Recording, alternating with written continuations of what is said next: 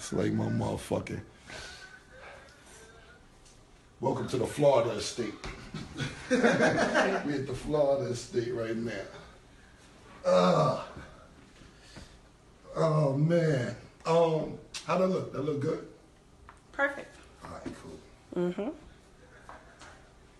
Pass me that Pepsi out the refrigerator. Yes. Happy. You want a cup? No, it's cool.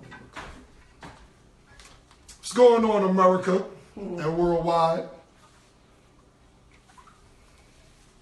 They got some popcorn. Yeah, they do. Yo, this shit is stupid. They got their popcorn ready. Happy people. Let's give it like 2 more minutes. You know what? This is what we're going to do. So everybody tune in, make sure they know it's 9, man. What we're going to do is, we're going to let R. Kelly play out. Oh, we back over there already? Oh, what the hell we doing? Now, I just want to finish this R. Kelly song, but make sure to like, tell your friends it's 9 o'clock. Yeah, y'all go tell y'all friends it's 9 o'clock. Kelly killed this is my shit, man. And that's the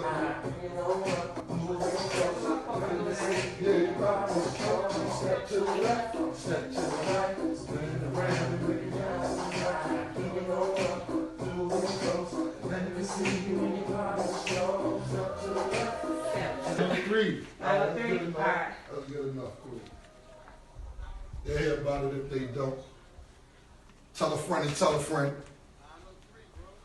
All right, cool. Yo, turn this way, bro.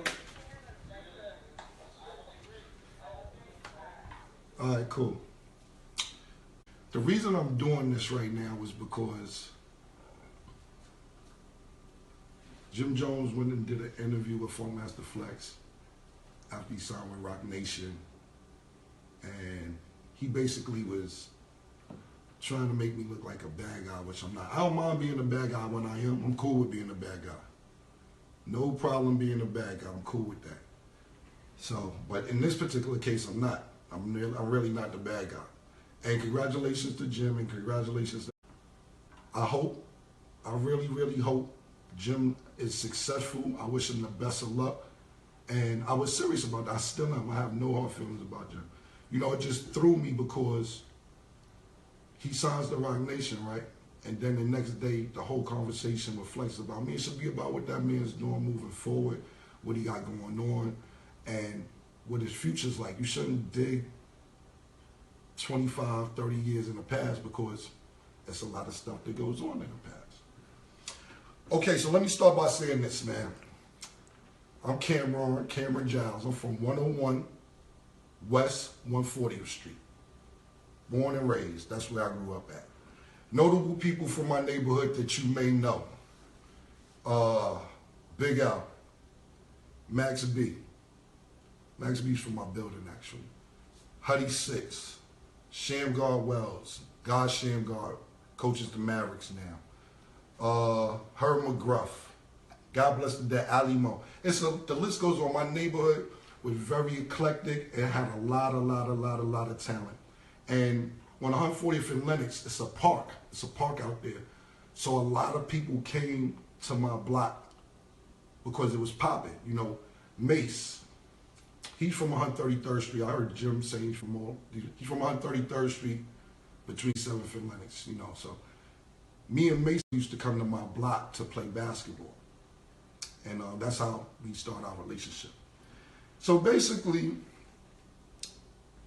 I'm a basketball player. We'll do about 12, 13, 14, 15 years. I'm a basketball player. I'm one of the best players in New York City. I love playing ball. So I basically had a lot of people watching me, love me since I was young, because I know I played basketball. The first person was 15 years old now, but I was 15 years old and won the championship in Russia. So basically, Big L was the big rapper on my block. Everybody loved Big L. Big L was like some big time rapper. You know, he wasn't big time, but when he got with Lord Finesse, it was like, oh, somebody really, like, dang, it's a jinx on Harlem. Right from Harlem could get a record deal. Dang, Queens get the record deals, Brooklyn record deals. Long Island get those, like, damn, Big L got the deal, man. It's about to go there. You know what I'm saying? He's from the Bronx, but then he moved to the east side of Harlem. The story I'm telling you is basically based on the west side of Harlem. Cool. So Big L had an album, and he put all of us on his album. Me. I'm like, bet. I'm on your album, Big L? Bet. Can't wait. Can't wait. So he did a song called A's Enough, and he named the group Children of the Corn. So after that album came out, me, Mace, God bless the dead, my cousin Bloodshed, we kind of kept the name. And Digger also. We had a producer named Digger. We kind of kept the name Children of the Corn. 6 years old. The real 6 years old. And he always did beats. He rapped too back in the day, but he always did beats. Six-figure Digger, always did beats. So he had little home studios and little gadgets back in the days that the average person would have. Nowadays, everybody can get whatever, but he would go get turntables and all this stuff that people wouldn't have. So we started doing mixtapes and, not mixtapes, we started doing songs in his crib in Esplanade Gardens. And we was like, word, he got the studio. So me, Mace, and Bloodshed used to be at Digger's house doing little, little raps. We didn't even take it seriously. It was like, come on, man. Like, we didn't, this Diplomat shit or record deal shit was far-fetched. It wasn't even some shit that we thought about. So, cool. We doing stuff. So now, time goes on. Mace, I went to college. Mace is a year older than me. Mace went away to college first. He went to college and he got kicked out and came back and met this dude named Kuda Love. Kuda Love taught Mace how to be pretty. He was Murder Mace, Tough Rhymes, all this other stuff. Kuda Love is the dude who taught Mace, like, nah, Playboy, you gotta rap for the girls. Yo, you the one who gotta do this for the females and all this other stuff. And Mace followed that, and he met Puff, and he ended up getting signed with Bad Boy. So it's like, oh shit, Big L was one thing, because not dissing Lord Finesse and DITC, them niggas was dope. The whole DITC was dope. But Puff had this flamboyant shit about him. So it was like, oh shit, this is next level shit getting signed with Bad Boy. Oh shit, Mace got the wave right now. You know what I'm saying? So Mace didn't have an album out yet. So he was running around, just with the deal. So pause that right there because I skipped over some part. So we doing mixtapes. Back to when I was saying we doing mixtapes. Me, Blood, and Mace. I would see Jim from time to time. My grandmother lives in 1199. His aunt lives in 1199. So, on the weekends you go see your grandmother, or twice a month you go see your grandmother, whatever. I would bump into him there and be like, okay, what's up? Just some what's up shit. Hey, what's up? What's good? He like, yo, Cam, what's up? I'm like, ain't nothing, man. He's like, yo, I heard y'all on the mixtape, on Ron G mixtapes, doo-wop mixtapes.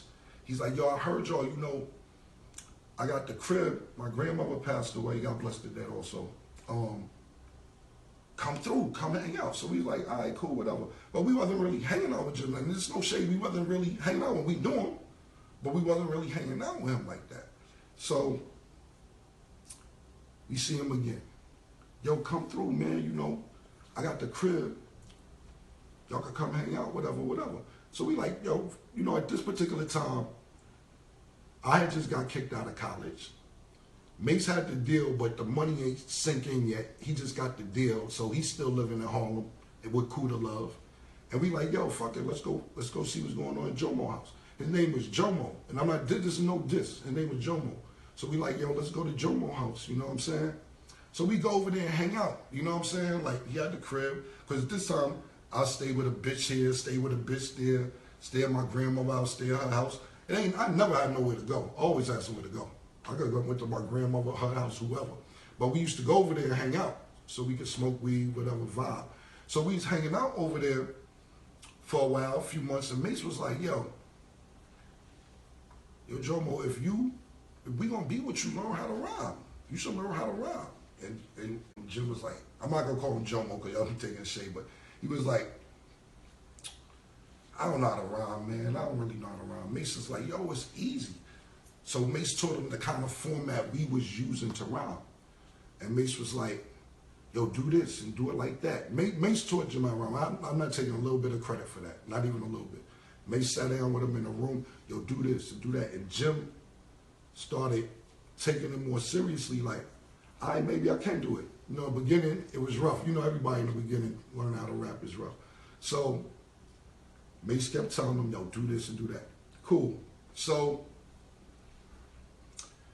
you know, Mace is in the street. Everybody knows Mace got the record deal. Everybody's on Mace, yo. He running into beefs in the street. I'm out there basically holding Mace down when he's in the street. He getting trapped in bitches' cribs on Kingsbridge Road, stuck in a bitch crib, her boyfriend downstairs, he can't get him out. I go get 20 niggas, go get Mace out the crib, all type of shit when he first got signed. This had nothing to do with Jim. This is just before Jim, everything before Jim, I'm telling you. So, cool, Mace running all type of beef because nobody signed with Bad Boy from my neighborhood, which was the most popular label. So what happened was, Jim must have heard some shit that niggas was talking shit about Mace. So he told Mace, and we was in front of his building, and he was like, yo, nah, niggas on so-and-so street said they gonna fuck you up, and they ain't got no problem, and they got a problem with you, and fuck you, yada, yada, yada, yada, yada. So Mace had the attitude like, what? So you stood around and niggas talking shit about me and sat there and listened to him and didn't say nothing and didn't do nothing? Yeah, all right. So basically, me and Mace talked later, maybe a day or two later. He's like, yo, I'm not fucking with Jomo because he around niggas who talking about me. And if you fuck with him, that's on you. But I'm not being around no niggas who talking about me and you gonna stand there and let them talk about me and not defend me and say nothing to me, say nothing about it. So he basically was like, he ain't fucking with Jim. So I was like, damn. Now at this time, Mace started moving a little funny. So I'm like, damn, you know, we've been at Jim house, it's been going on maybe like 10 months, going there, hanging out over there, bloodshed, me, or whatever. Not living there, hanging out there. So basically, Mace heard Jim, and then, but Mace was doing funny shit. Mace started now the album come out next year. So Mace getting millions, and now that I'm older, I kind of see the position Mace was in. At this time, Mace was older than me, and I was young. I couldn't understand how he was moving, and I didn't respect it. I didn't really respect the shit. I'm like, yo, this nigga here, we flying to Seattle doing the show. He land, he put us on commercial. He take private by himself. It's 9 seats on private. This nigga fly private, though he could be alone on the plane plus commercial. He's doing all type of crazy weird shit. You know what I'm saying? So I was like, yo, man, you know what? I ain't fucking with Mace no more neither, you know what I mean? Because this dude is moving funny, and I know him. This nigga, like I said, we grew up together. I knew Mace literally since I was 10, from playing ball. We went to Manhattan Center together, same school, played basketball together, everything. So when he started moving funny, I'm like, yo, I ain't fucking with this nigga. But you got to realize Mace was 22, 23 years old with about 7, 8 million. I know some niggas 30, 35 years old that wouldn't know how to act with 8, 9, 10 million dollars. You know what I'm saying? So I didn't understand it back then because I was just in the mix with him. But yo, you gonna lose your mind. You 22 years old with $10 million. It's cool. You gonna lose your mind. You definitely gonna lose your mind. So I was like, yo, man, fuck Mace, man. I'm a fuck with Jim. You know what I'm saying? Not necessarily fuck with Jim, saying, this my nigga, I fuck with me. All right, nigga, we've been fucking around the last year or so. You know what I'm saying? So this is all like 96, 97. So, you know, and to pause the story, that's when like people be like, and I'm not dissing or nothing, but, not dissing or nothing, but this is just when people be like, oh, y'all grew up your whole life together, how you gonna do this? We get to all that too, but I'm just breaking down this part of the story to let you know, not dissing or nothing. I just didn't really grow up with Jim. I met him I started getting cool with him when I got kicked out of college. Probably, like I said, 96, 97. I got kicked out of Navarro Junior College in Corsicana, Texas. I went to school down there. So, you know, when people were like, oh, y'all this, that, and third. No, we got cool about 96. So, I'm like, fuck that shit, man. We gonna do our own thing. So, I end up getting a deal. I met Biggie. Mace introduced me before we fell out. He introduced me to Biggie. I rap for Biggie Smalls. Biggie died. His partner, Lynch from Vera, ended up giving me a record deal because Biggie liked the way I rap. So cool, I get the record deal. Boom. After I get the record deal through Epic Records, which was on Sony, I'm like, now I got a deal. Cool. So Mace ended up coming back, being cool. He do the Horse and Carrot song, he do the 357 video or whatever. And then he wanted paper, he wanted money to be in the Horse and Carrot video. And niggas was like, come on, Mace, you charging to be in the video? But I understood, now I understand. Back then I didn't see it. So now it's like, fuck Mace again, he don't want to be in the video. God damn, man. Fuck, we can't, I'm trying to pop like you pop. I'm your man. Used to wear my sneakers and shit like that. You know what I'm saying? Mace was the master of taking your old sneakers and making them look new, and you be mad you gave him your shits. You be like, damn, what the fuck you did? Restoration wasn't out.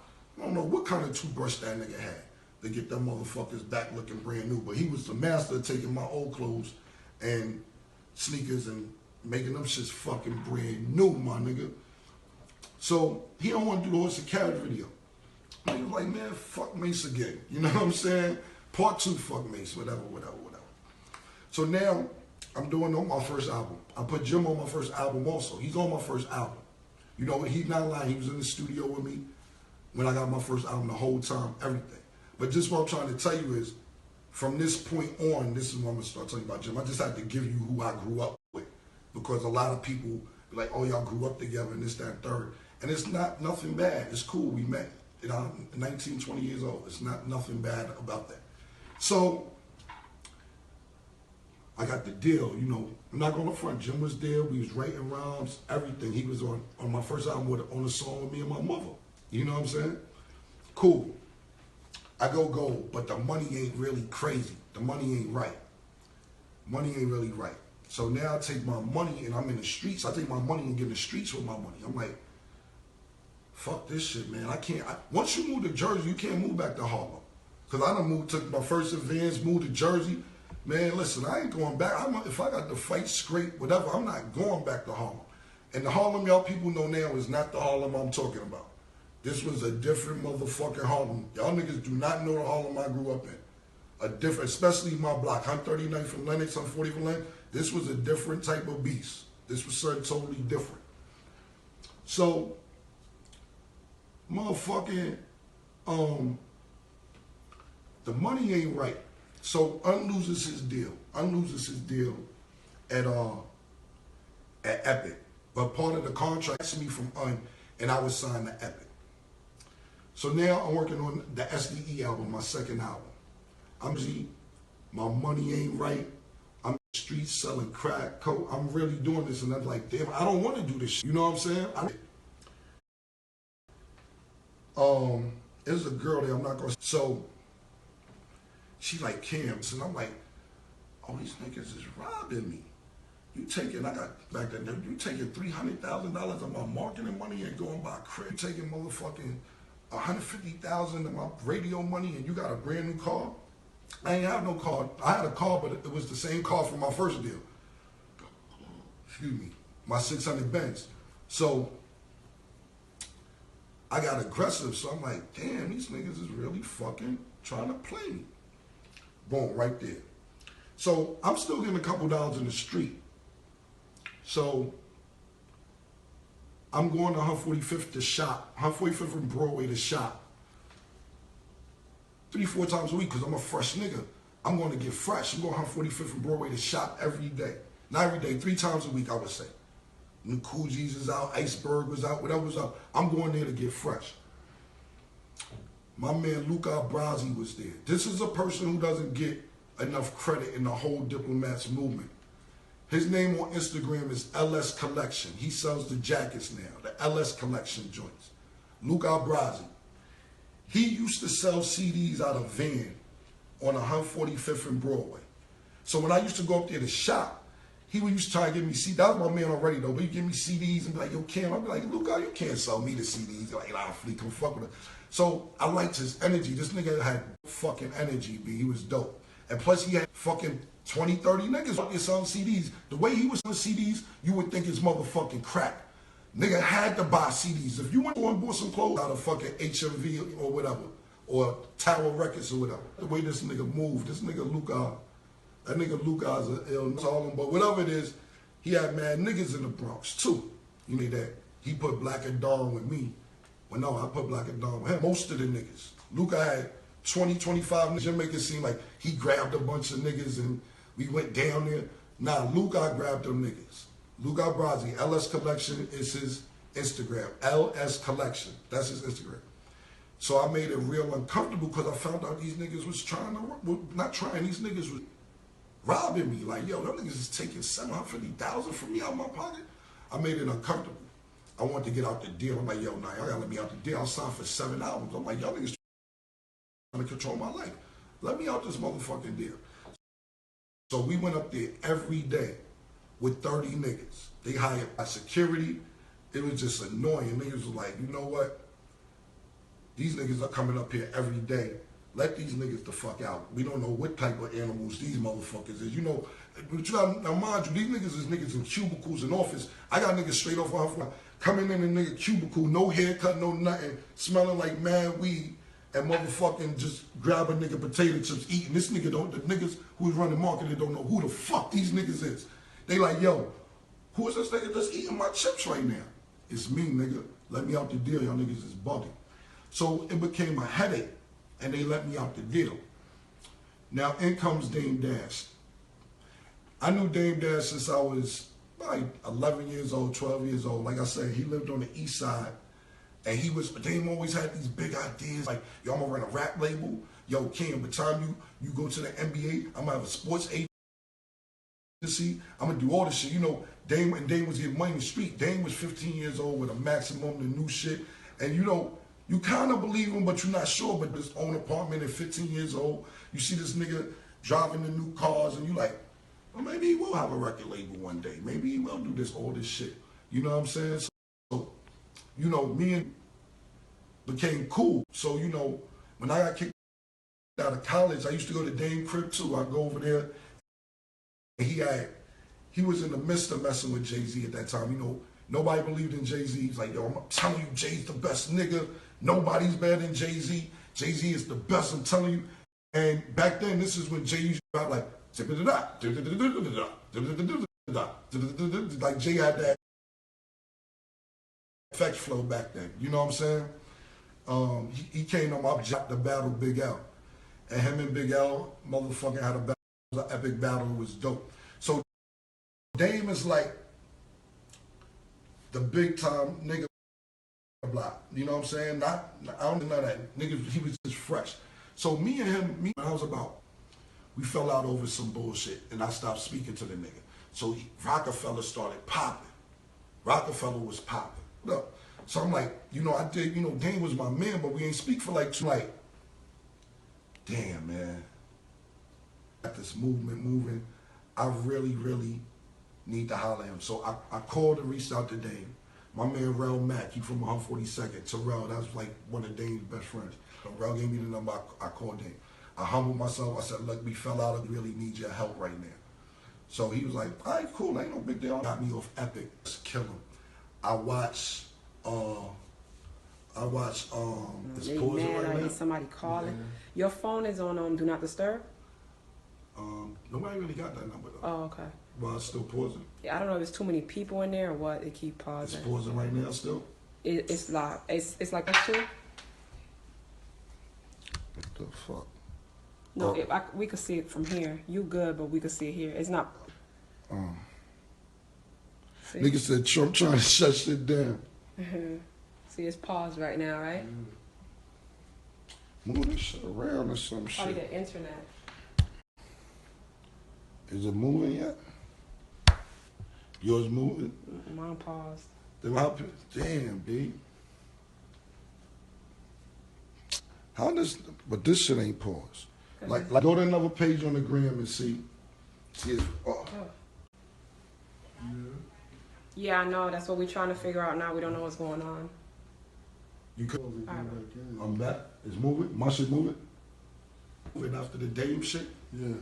At the Dame shit, it stopped moving. Yeah. Catching up. I was catching up. Okay, cool. Sorry. Like you see, it's still. You said Trump trying to shut us down. This is a. Remember that In case you looking for them shits. Fuck it. If it cut, listen, is we good again? He said, my sister said she could hear you. And I'm like, you know, people always like crews, you know what I'm saying? Neighborhood. That's why you love Cash Money. That's why you love No Limit. It wasn't like, now my childhood friend Tashawn, on Instagram, his name is Tobe Cobain. Tobe, T-O-B-B Cobain. He like, yo, Cam, I got this dude, man. You know, he like 15. He from my block. He dumb nice, but I just think he got the wrong record deal. He signed up in a bad record deal. And I'm like, yo, man, I don't want to hear that shit. Because I'm still not popping yet. You know, I'm just in the middle of, you know, back up, more the story. Matter of fact, because this was my second album. This is before I went to Rockefeller. And I'm like, this was when my shit was fucked up. I'm living in Jersey. I still got the same car. I'm like, but I started forming the crew before that. So I'm like, he like, yo, my man is nice. I'm telling you, he only 15. I'm like, I can't help myself right now. How am I form a crew? So I'm asleep in my car. My man Toe is driving my car, and I'm asleep. When he wake me up, it's some 15-year-old kid in the back of the car. And I'm like, yo, Toe, what are you doing? Like, well, what the fuck is you doing? He like, nah, this is my man that I was telling you about. His name is Jewels. And I'm like, all right, man, what the fuck? I just told you I can't help niggas out right now, but you got me here. You gonna put me in you gonna wait till I go to sleep, rock me to sleep, and basically motherfucking put some little nigga in the back of my car to rap, and I told you I don't wanna hear the shit. I can't do nothing. So I didn't say that. That's what I was thinking in my brain. So I'm like, all right, go ahead and rap. This nigga started, yo. This nigga spit some shit, B. 15 years old, we spit. I'm like, what's your name again, my nigga? I'm Jewels. I'm like, yo, this motherfucker crazy. I'm like, all right, you know, I played the cool. I'm like, all right, I'm gonna get with you. I get with you. I'm like, Told, that little motherfucker is nasty, man. That nigga's like, I told you. Told on his shit, man. Told like, yeah, I told you. I'm like, that nigga nasty. So I'm like, damn, I'm working on my second album. I'm like, yo, come down to the studio. So he come down to the studio. Jim is in there. You know, me, my homegirl, BB Guns. I don't know if Bianca's watching. My homegirl, Bianca. She was in there. So she was like, yo, you know, he come to the studio. He be rapping and all that.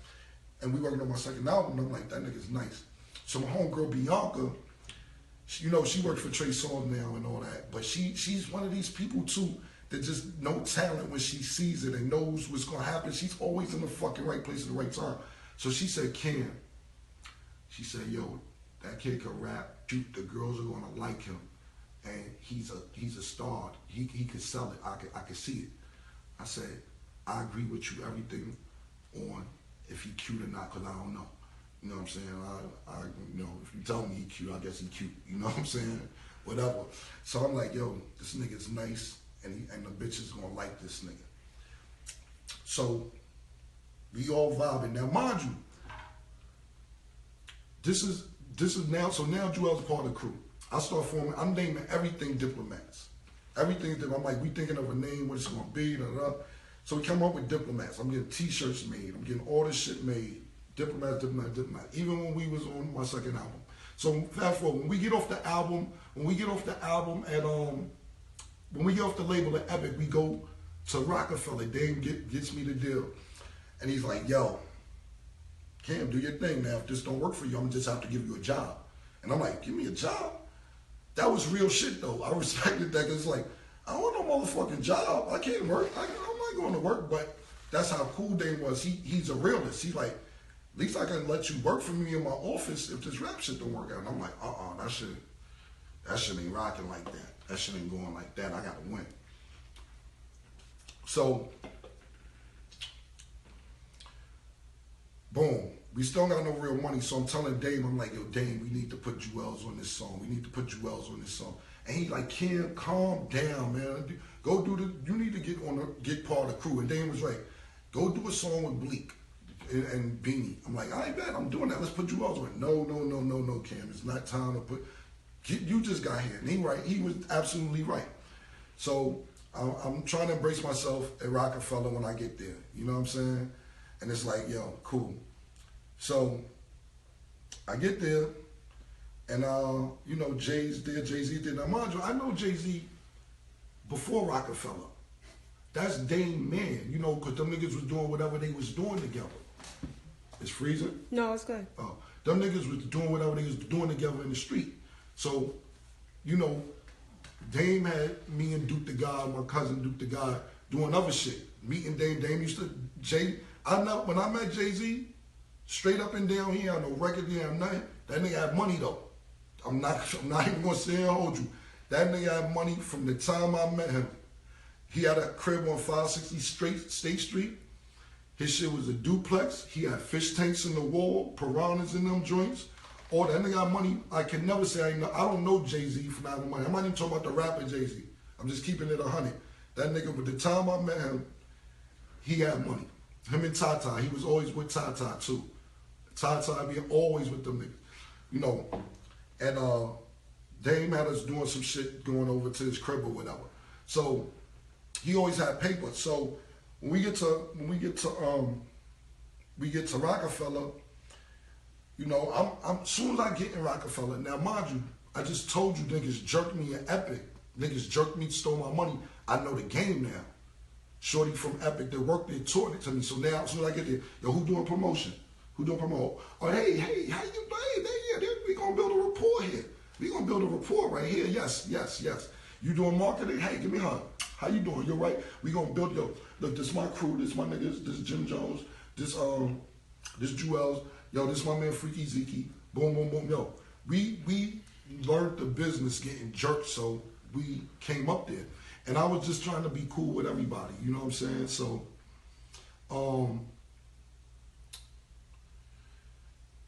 now I'm like trying to fuck with, you know, Jay's up there. I did a song with Bleak and Beanie or whatever.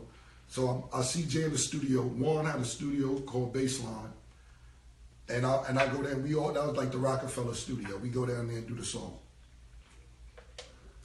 I'm like, yo, Jay, I did a song, everybody, we need to do a song. We fuck around and do a song together. The nigga Jay look at me and go like this. Huh? Cool, you never do the song or whatever. You don't do the song. So I'm like, cool. You know, I start popping, I do some more stuff. I ask him, I'm like, yo, Jay, you think we could do a song together? You like, I'm like, all right, bro. So, whatever. So one day, K. Slay come to see me. K. Slay, you know, at this time, K. Slay was he's still the drama king, but he was like, all these beefs going on. He was the one playing all the beefs. So this is around the time, I guess, I don't know if it was Ether or something else came out. K. Slay played the song, but he would play Jay-Z's song. Anybody who had this record, K. Slay was playing it. So he came to see me at the studio, and when he was walking out, Jay was walking in. And he said, what's up? Jay said, what's up? So Jay come in my session and be like, yo, let me holler at you. I'm like, what's up? He's like, yo, you should be more careful who you bring to the studio, because what if I would have just slapped the shit out that nigga? And I'm like, what are you beefing with K. Slay? I didn't even know y'all niggas had beef. Look, bro, I ain't trying to start no shit up here. I just got here. I don't want no problems. I ain't know y'all beefing. Yeah, he played this record, man. You gotta check who you bring up here. I said, cool, no problem, bro. I didn't know. But K. Slay was right there. He could have told him the same shit. But I'm just saying, I respected it. It's all good. So I'm like, you know what? I'm just moving on from this Jay-Z shit, because it's already like tension where it don't really gotta be no tension. I don't even know what the fuck the tension's about. So, oh boy, me and Jewels, you know, he come to the studio. Now, mind you, this all time, we on the way to the money. We don't really got no real money yet. There's no real money. Motherfucking Jewels steal Just Blaze CD and play it. He like, yo, this beat is crazy. It's frozen. He like, yo, this beat is crazy. Yada, yada, yada, yada. So I'm like, nah, we can't steal the beat, man. We can't take it. So every day we come to the studio for a week and a half and the same CD is sitting on the motherfucking table. The same CD. And I'm like, he like, yo, we gotta take it. We gotta do it. So I'm like, all right, cool. Fuck it. No shit been sitting there for 2 weeks. Nobody doing nothing with it. So we did the old boy song. Then after that, we went back to Ohio. Now, mind you, while all this is going on,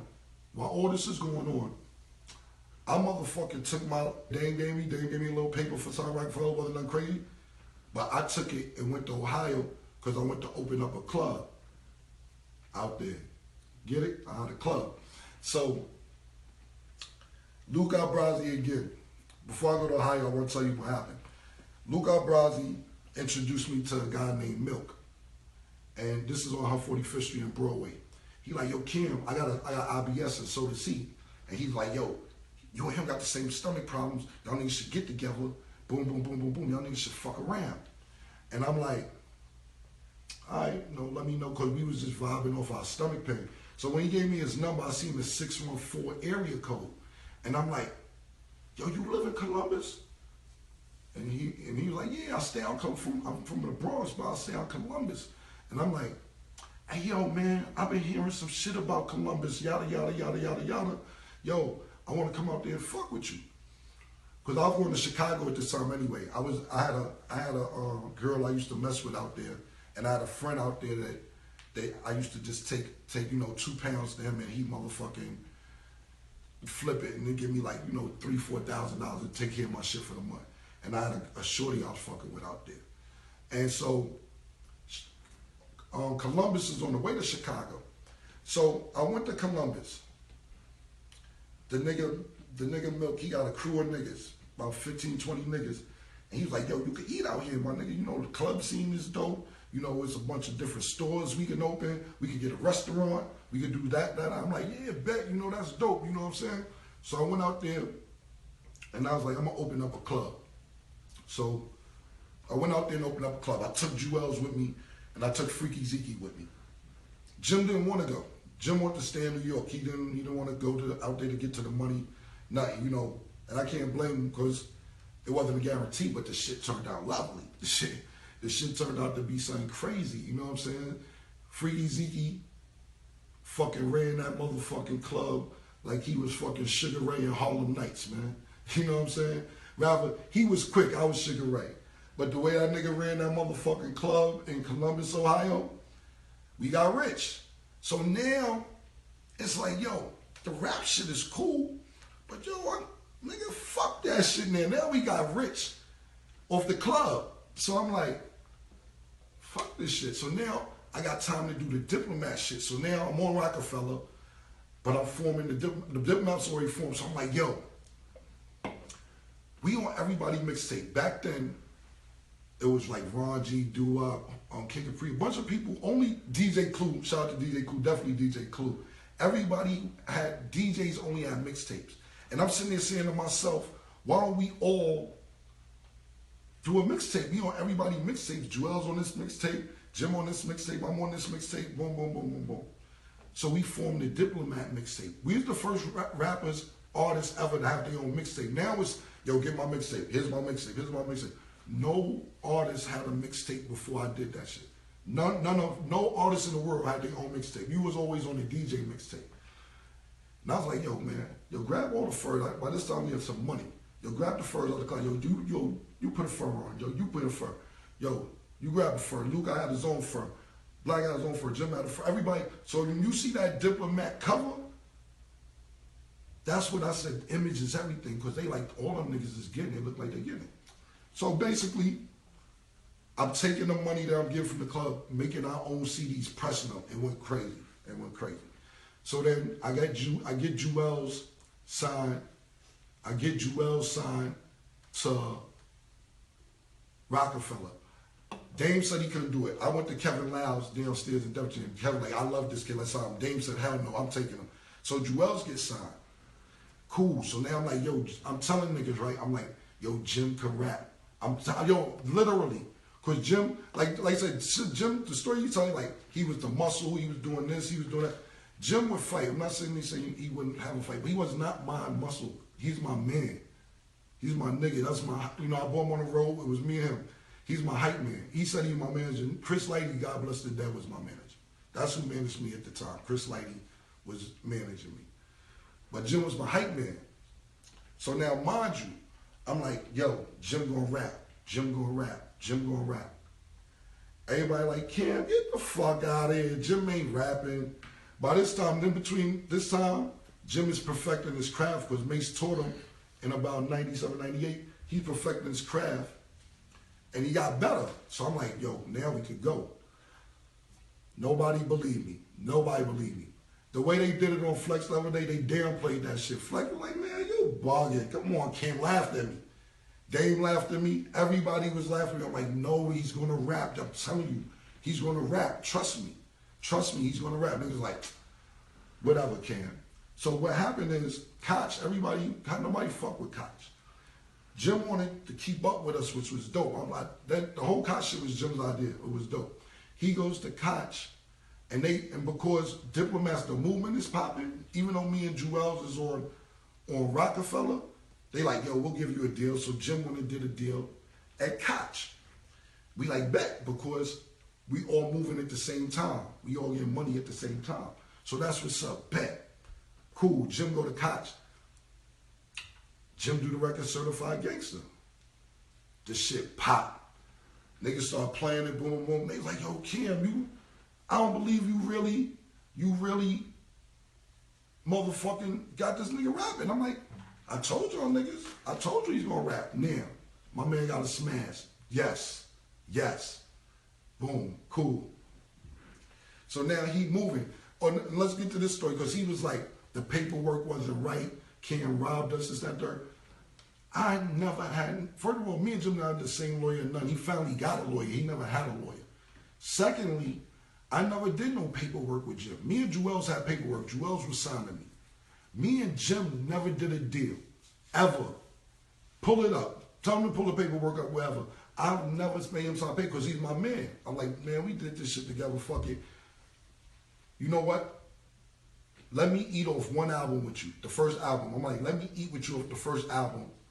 And then after that, do your motherfucking thing. And that's what we did, off word of mouth. We didn't have never had no paperwork with Jim Jones in life. Never, ever in life had paperwork. So when he sit there and be like, oh, Cam robbed us out of millions, and I wasn't really the president and CEO and all that shit is lies, bro. It's lies. Word to my mother. I swear to God. We got the same accountant and everything. Sharon Benjamin should tell you, my nigga. I never had no paperwork with this dude because that's how much I fuck with the nigga. I'm like, I ain't got to do no fucking contract with Jim. Like, come on, my nigga. What I look like doing a contract with you? I never do no contract with the nigga. So, anyway, Jim gets the deal or whatever. So, it was cool. Everybody was moving. Jim was moving, I'm moving, whatever. So my album came out. It went platinum. It went platinum. And niggas like, yo, we fucking platinum out here. Yo, it was fucking dope. It was dope shit. So Jim come to my crib in Jersey. This is after we went platinum. And he's like, yo, Cam, yo, what if you think we do a fake beef? And I'm like, why? I'm like, this is, because he told Charlamagne asked him this question a few months ago on Charlamagne's show. Like, if you look at Jim interviews, they be different shit. Charlamagne say one thing, Flexi say another thing. His shits never match up. And that's not a diss. I'm just telling the truth. Not a diss. It's just go look at the Charlamagne interview, Breakfast Club, and then look at the Flex shit. It's totally two different stories. So it's whatever. So he like, yo, Cam, let's act like we got beef. And I'm like, why would we act like we got beef? I said, what we gonna do is confuse the fans and make them pick sides. That don't even make no sense. Why the fuck would we act like we got beef? That don't make no sense. He's like, yeah, you right. Like, he was disappointed that I wasn't with the shit. That's why today, even to this day, it make me mad, because this was his plan 15 years ago to act like we got a problem that we don't have. You know what I'm saying? So I'm like, I don't think that's cool. I'm like, cool. So Jim is getting some paper too now. You know, his record is out. He's doing business with Koch. And, you know, Koch comes to me now. I don't know if this is, I think it's the second album now. And they like, Cam, we about to put out this record called Reppin' Time. We think this the one. And I was in the streets. Jim had slipped balling out. Niggas playing it, and it was getting a good reaction. in the streets. So I told Alan Grumlack, do not push no button on repping time, you know, because I was doing business at Cots too. Because Jim went to Cots and I said, yo, y'all niggas want more artists? Because like I said, my man Luca Brasi, back to him real quick, he the one who bought me Hell Rel. I met Hell Rel through Luca Brasi. I met J.R. Ryder through Luca Brasi. I met Uncasa through Luca Brasi. So he like, Kim, nah, they just up there, take them, do what you want. I'm going to bag and said bet. So I'm working, that's how I met J.R. Ryder, Hell Rel, and Uncasa. So I was trying to get them deals over there. And then I was getting my cousin Duke the God a deal over there. So I was doing business at Koch also. So Alan was about to push the button on repping time. And I'm like, yo, Alan, trust me, ball. I'm telling you, balling's the record, man. He like, Cam, I don't know, I like repping time. You know, Alan's like, I don't know, Cam. I like repping time. It's a little better than. I said, trust me, bro, do balling. So they tested it, balling went out the sky. So I was like, bet this nigga got a hit. He got a smash hit. It was dope. You know, basically, you know, when I watched the interview, he's like, oh, Cam ain't like when I started shining with balling. I'm the one who pushed the button on balling. I was like, yo, I argued with this white man about pushing the button on this record. I'm like, you gotta do balling. So when he's saying that, I don't understand how you like, oh, Cam got mad with shining. You're on my first album, bro. You're on my second album. You're on my third album. We did the Diplomat deal. I didn't even want to do a contract with you because you was my man. I just wanted niggas around me to eat. Even my cousin Duke the God, I'm like, yo, figure out some CD shit. Duke the God started selling CDs. I ain't get no money from them CDs. Or none of, maybe his albums, he threw me a couple back, but the CDs, when Karen Civil started robbing us with Duke the God, I ain't get no money from that. I ain't get $1 from none of the CDs Duke the God did. And I ain't care because I wanted niggas around me to make money. I always wanted to be like, you don't have to ask me for money. I want to ask you for money in case, yo, I ain't got 5,000 on me. You got it? Yeah, I got it. That's the shit I wanted around me. So when he say, yo, I got mad when Ballin' coming out, I'm the one who been fighting for you to be a rapper when you didn't even know how to rap. I'm like, damn, man, why would I hate on Ballin'? I don't understand that. I'm the one telling Funk Master Flex this nigga can rap. I'm the one having fucking arguments with Dame Dash saying this nigga gonna be a rapper. I'm the one motherfucker telling everybody Jim Jones is gonna be a rapper. Nobody believed me. So when Ballin' came out, the nigga had a smash. He had a smash. It was dope. So cool. Now I'm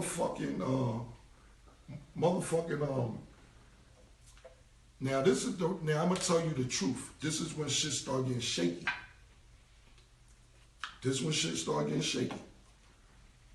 I always keep in the back of my mind, he was like, yo, let's start a beef. So I never, I didn't feed into it, but I kept it in the back of my mind. So I started seeing Bird Gang shirts. Now mind you, Jim started forming his own crew. He was still fucking with us, but he started forming his own crew, Bird Gang. I started seeing these Bird Gang shirts. So I'm sitting there like, so I asked him, I said, yo, Jim, and there wouldn't even been no problem. There wouldn't have been no problem at all. I said, Jim, you trying to do your own thing, Bird Gang, with your own label or whatever? He said, nah, Fleet, we just said Bird Gang. That's our nickname. That's just a nickname, Bird Gang on that. So I was like, all right, cool, no problem. So what I did was, I'm just being totally honest, I copywrote the name Bird Gang. Because I'm like, if you're not trying to do nothing shiesty or trying to start a beef or separate yourself, it shouldn't matter if I got it. What's the big deal? I'll just hold it and put it to the side. Since you're not doing nothing, since you don't want to, you're not doing your own thing. If you was, he could have told me that. I wouldn't have no problem with that. I wouldn't have been hating. Look, if you want to branch over and do your own thing, that's not a problem. But you told me you wasn't. So I was like, I'll put it to the side. Cool, whatever. He started. Why you ran on me this way? Huh? Get to the fight. They told Jim Like, said you get ran to on it. him. Yeah. It started there? Yeah, it started. What else people want to know what they were saying? No, they just want to get to It the said- to this They response. said get to the fight. Jim told about you ran on him. All right, cool. I'm going to get to all the enforcer shit later. I'm just telling the music portion of it, but I'll get to all the America's Most Wanted and all this other shit. After I This told time him, we back lit. it's back on? Yeah, it's back Alright, on. cool. Nigga said America's Most Wanted. Yeah, I'm gonna get to all the Fight at Rucker Park. I'm gonna get to this America's Most Wanted shit. I'm gonna get to all that. I just want to get to the music Now he's part. talking about take your time, please. Yeah, cause Now it's taking his time. Y'all was just rushing him. Right. yeah, cause the thing is, I want to get to the music part because I don't want nobody to think I was hating musically. You get what I'm saying? Like I don't want nigga to be like, oh, Kid was hating on you. How the hell was I hating when I'm the one advocating for this dude to tell everybody he's a rapper? Like I said, even on the Funkmaster Flex show, they downplayed that shit with Flex. Like Flex was like, oh, Cam, I didn't believe him, and they moved on. I kept telling Flex and telling Dame and telling people that the dude wasn't a rapper. And because he was my hype man, nobody believed me. So I just wanted to get to those specific points because I don't want people to think I was hating. How am I hating it? Because before Jim had an album, it took 4 or 5 years. You know what I'm saying? So. Charlotte said they wish you would have came on a Breakfast Club and gave this speech. What happened? Charlemagne and him. Yeah, Charlemagne. Yo, let me tell you something real quick. I'm gonna get back to the story. Charlemagne, Funkmaster Flex, y'all niggas is the best fishermen in the world. You know, the problem is I'm not a fish. It's my bad, see to God, I'm not a fish.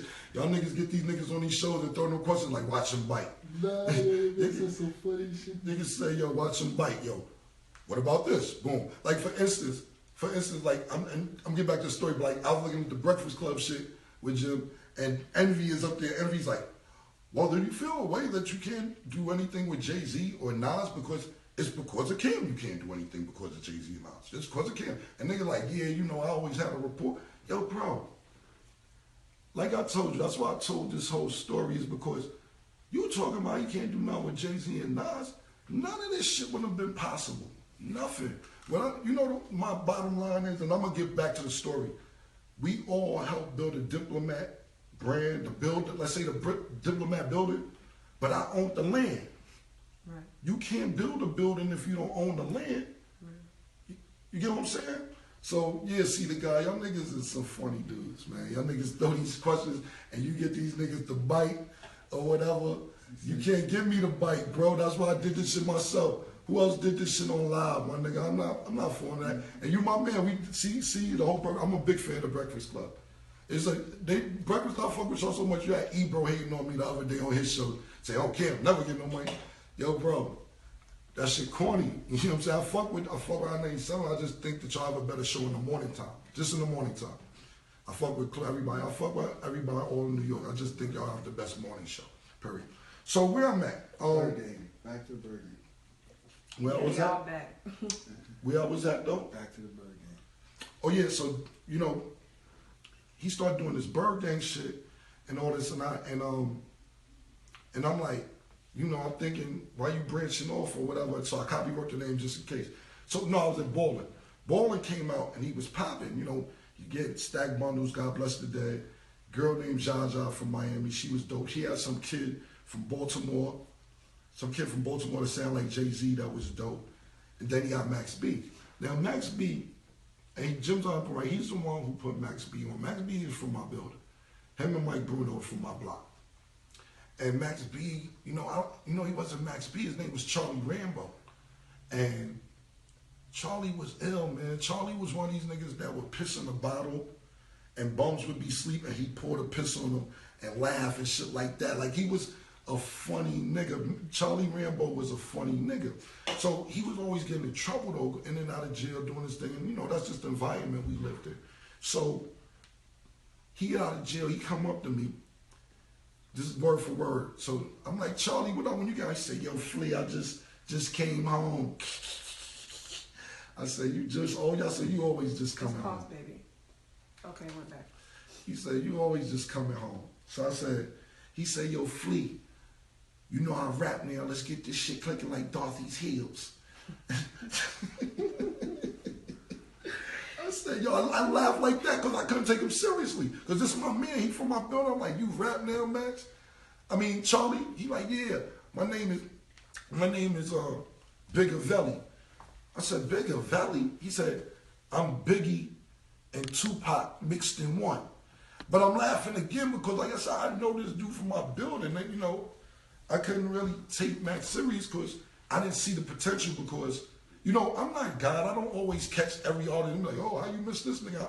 I just didn't see it because I fuck with him, and I didn't hear him rap at that time. I never heard him rap. So I guess Jim, some type of way, got with Max. I don't know how Mike Bruno got with Jim and they got together. So Jim called me like, yo, I'm gonna fuck with Max B. And I was like, yo, guy, do your thing. I didn't know it would be this type of situation. I'm just being totally honest. I didn't know. So, you know, even when they start beefing niggas from my block, like, how the fuck you let that go down, Cam? And I'm like, yo, cut this shit. You ain't know Charlie was gonna be this good. Cut it out. You ain't know Charlie was gonna be this fucking good. Yeah, but no, when now fucked up, him and Jim beefing now, man, fucked it, man. I'm like, yo, bro, I don't know. I can't really get into Max B, Jim Jones beef. I don't really know how that shit started, but Max B always coming to me on the block, like, Flea, man, get me out, let me come fuck with you. I said, man, I'm gonna keep it 100, bro. I'm gonna keep it all the way tall. I didn't see it. I didn't know. And you and Jim did see your talent more than I did. So I can't just like motherfucking take you from Jim. It's his deal. And motherfucker, I didn't know you was gonna be this good. I wish I would have because we from the same building, but I just didn't know, and I'm being totally honest. So he's forming this bird gang shit, and I'm like, I thought we all supposed to be the diplomats. Why is this little side bird gang shit? You know what I'm saying? This little bird gang shit on the side. I'm like, back of my brain, like, let's start a fake beef.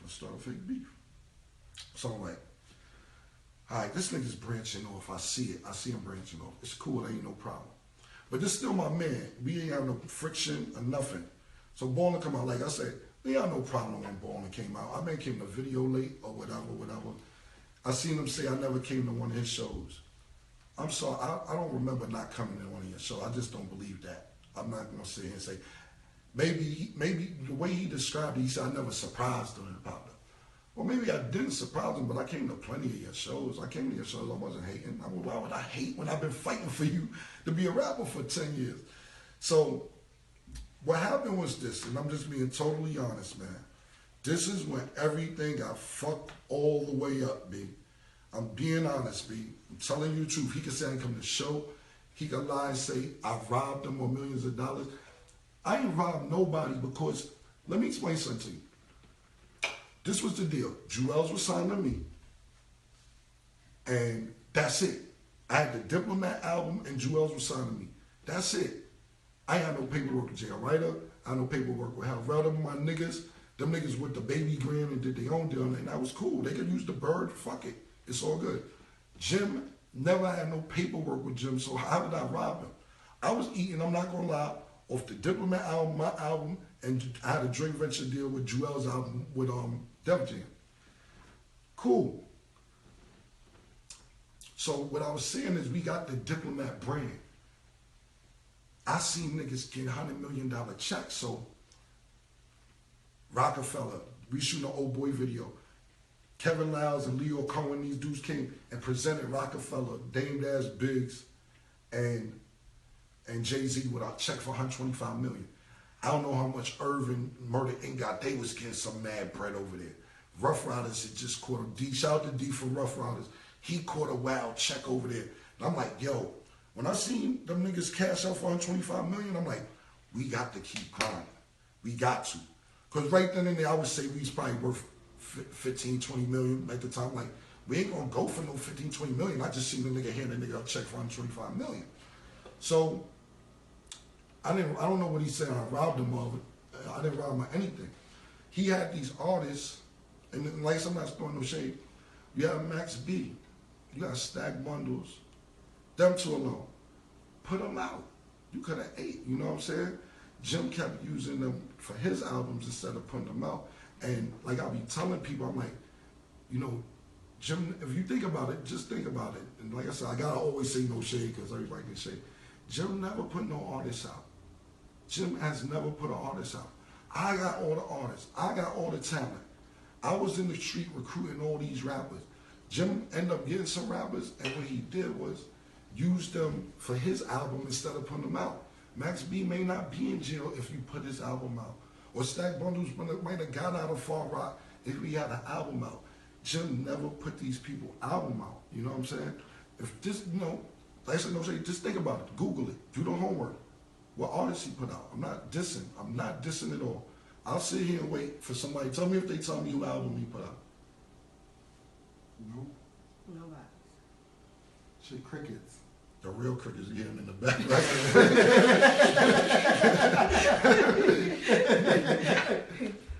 Because, yeah. They asked Ricky intervention. Okay, yeah. They said they want to talk about Zeke. They asked him, you haven't mentioned him. Oh yeah, no, they late. Whoever said I ain't mentioned Zeke is bugging. No, I did. don't know who told you Zeke ran the club in Ohio. I ain't mentioned Zeke. Fam, Zeke, okay, real quick, Zeke. Zeke is the one, Jim did bring Zeke around, this is true, but me and Zeke built a rapport, which was crazy, so when I went to Ohio and got a club, Zeke ran the whole club. It was my club, but he was the manager of the club. You know what I'm saying? Zeke is the nigga. We got rich. That's what I'm trying to tell you. I was in Ohio and Chicago running 2 clubs, and Zeke ran the clubs. He's the one who ran the clubs. That's my nigga. I love Zeke. That's my motherfucking brother. That nigga, fam, when shit was fucked up, Zeke ran the motherfucking clubs for me, and we got rich. Zeke has ran the motherfucking clubs. Like I told nigga, like fucking Quick in Harlem Nights, and I was Sugar Ray. So whoever say I mentioned Zeke, I was just late because I love Zeke. That's my nigga, my nigga. Like I wouldn't have survived to make it to. You want another soda? No, I'm good. I wouldn't have been able to survive to make it to Diplomats if it wasn't for Zeke. Because, like I said, me, him, and Jewels was in Ohio, and Jewels wasn't even out there in the club. He was too young. He was not young enough to get in the club, but he was out there. He was out there because I was like, yo, you got to rap. Because Jewels, let me tell you something about Jewels. Jewels was the most talented nigga in the world, but sometimes he needed that push.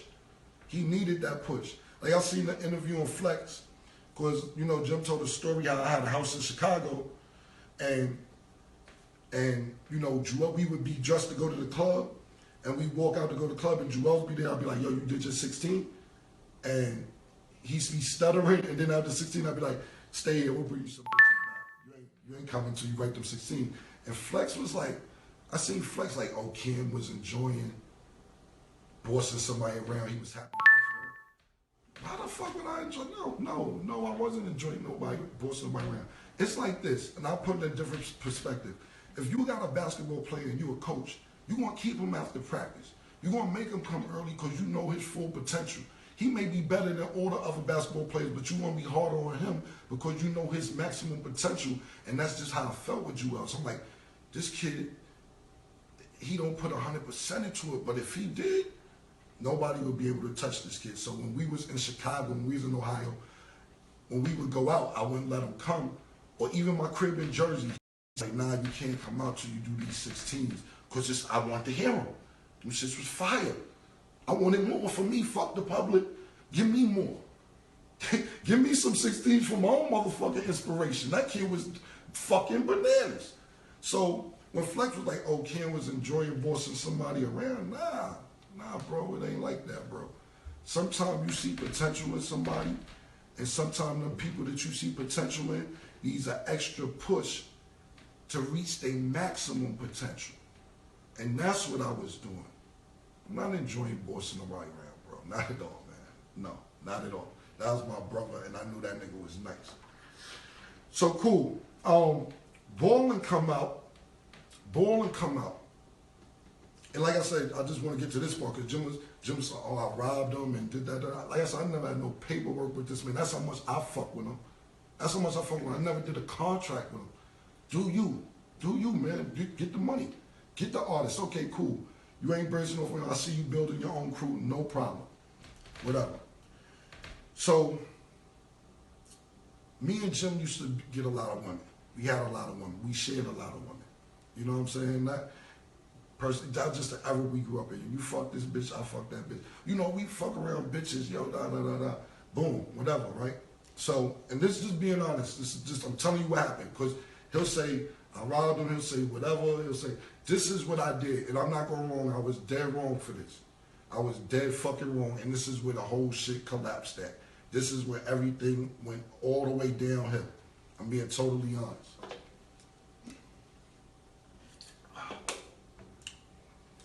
Jim met Chrissy, and when he met Chrissy, he been liking Chrissy his whole life. He loved Chrissy, you know what I'm saying? But he just started messing with her.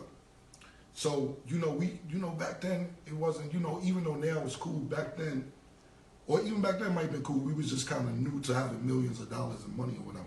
So Jim just meet Chrissy and he started messing with her, and he's buying her bags and buying her shoes like the first 2-3 weeks he met her or whatever. So I was like, yo, you tricking, man? What is you doing? You tricking, you bugging, or whatever. So this is my mistake, and I'm being totally honest. And if I could do it over, I swear to God, I would do it all the way over, because I see how their relationship grow, and I see they're still together, and I think that's real dope shit. I think that shit is hot. I didn't know it would grow to be that, but I'm thinking from a mindset, this is my man. Last month we was fucking bitches, now this nigga is buying what's the name, so I didn't know it would turn into this. So what I did was I made these t-shirts, and it said, Tricky Ricky, AKA Jim Jones is a trick. And on the back of the shirt, we had mad niggas in jail. Snags was in jail. My man Chanel from 115th, Young Handsome, he was in jail. We had a lot of niggas in jail at the time. And I was sending them money.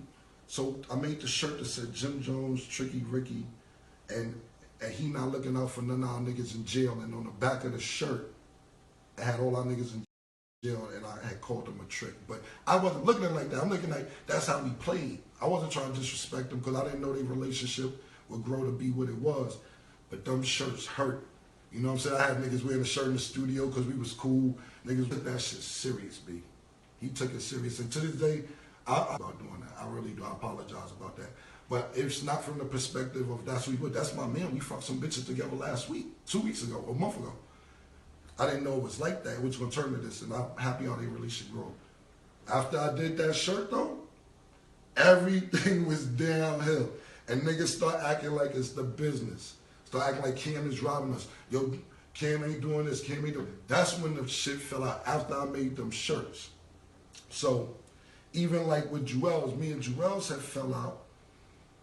And I remember we fell out over something, and I wasn't speaking to him. So Jewels started hanging out with Jim. Jim called me, he said, yo, you and Jewels going through some shit? I said, yeah, we going through a little something right now, whatever it was. He's like, I knew something was up, because this little nigga keep calling my phone, wanting to hang out with me all the time all of a sudden. This little nigga don't be hanging out with me. I knew something was up. It's all good. So me and Jewels was speaking over something, and him and Jim built a better rapport, because Jewels was with me all the time. We was in all these different states together. But that's what Jim was like, when he's like, yo, this little nigga keep calling me, I don't know what the fuck is up. Jewels started hanging with him, and I'm like, cool. So after I did the shirts, me and Jewels didn't have the best relationship in the world. Then I did the shirt, me and Jim's relationship wasn't really doing well. So them niggas started doing shit together, which was fine with me. It didn't matter to me either. It was all good. And that's how the relationship between me and Jim Jones went bad. Nobody really knows this though, you know what I'm saying? Cool, I don't have no problem with that, cool. In my brain, I'm like, let's just keep whatever the problems is covered up so we can get the 120 that Rockefeller got. Rockefeller got the 125 million. Let's go get the 125 million that them niggas got. Let's get it. If we got problems, so what? Sweep them shits under the rug. Don't tell nobody, whatever. Cool. So I'm downtown at the club one night. I'm by myself. I'm chilling at the club. Jim is he's a blood at this time. Jim is blood. So I don't know. I'm not a blood. I'm not a gang member. I'm not none of that. I'm just Camron Giles. I'm cool with all the gang niggas, Crips, the Bloods, my niggas, both on both sides. I'm just not a gang member. So Jim got all type of beef or whatever. If he got a problem, cool. Ain't no problem. I got a problem too. I don't know he got a problem with some nigga with True Life. I guess they was beefing or whatever. So them two niggas is beefing, whatever. I'm downtown at the club by myself, dolo. True Life and like 3 niggas get out of car. I was like, yeah, fuck Dipset, da da da. da-da-da. We get into an altercation down at the club. It's like 3 or 4 of us niggas and it's me. So we get in an altercation. You know, the next day it's publicized, it's all blown out of proportion, whatever. To me, that shit cool. I got caught slipping. I didn't know motherfucking, I was beefing with this nigga, but it's fine. I don't got no problem. It is what it is. That's part of the street shit. So, you know, it's on the radio, whatever. Jim goes on the radio that night and tell Miss Info, this is how, I'm gonna be honest with you, a lot of shit was built off the diplomat shit. Miss Info, she ended up getting a job. Her name was Minion. She ended up getting a job at High 97 off of this shit called Miss Info, because she knew us. I had a personal relation with Miss Info, and Jim did too, off the whole shit or whatever. But more story is, he calls Miss Info and tells people on the radio, after I get in this altercation, yo, Cam's on punishment. Huh? Cam's on punishment. Miss Info's on the radio. Nobody knows we got a problem, whether about the shirts, whether with Jewels, the public don't notice. And my thing is, keep shit in the house. To me, all this shit we doing right now is bird shit. But I just don't want niggas thinking I'm some bad type of guy or whatever. This is why I'm doing this shit. I think this shit is bird shit, personally motherfucking being on live and do when a nigga got my motherfucking phone number. I think this shit is stupid. Jim gets on the radio and says Cam is on punishment. What the fuck you talking to? Who the fuck? I'm on punishment. Who the fuck is niggas talking to? So that's when shit started getting public. And I'm like, yo, bro, this is the nigga out of line telling me some shit like that. So I'm sitting there like, I'm on punishment. All right, cool. I ignore this shit, whatever. Now the public knows we got problems. Nobody in the public ever knew we had problems. Cool. You want to make it publicized? Cool. I'm on punishment for getting an altercation with a nigga you had a problem with. And this same nigga, the same nigga you talking about, took your jewelry. You know, you go on YouTube, JoJo Capone, shout out to Joe, I've seen JoJo, you know, all that shit is old, so JoJo Capone, shout out to JoJo Capone, and True Life, I just seen JoJo in Chicago, shout out to him. And like I said, all this shit is old, this ain't shout out because he did that, it's just, I just seen him, we all cool, whatever. How you gonna say I'm on punishment because a nigga you got beef with that robbed you, got your shit, I don't even know you got beef with the nigga. These niggas got Jim jewelry on YouTube. Yeah, we took Jim Jones bringing all this other shit. And I'm sitting there like, let me know what the fuck going on in the street so I know I'm moving. But we didn't have great communication at that time. Our communication was lacking. So I'm like, cool, nigga gonna say I'm on punishment, boom. Right after that incident happened, my mother had a stroke a week later. Less than to this day, her whole left side of her body is still paralyzed a little bit.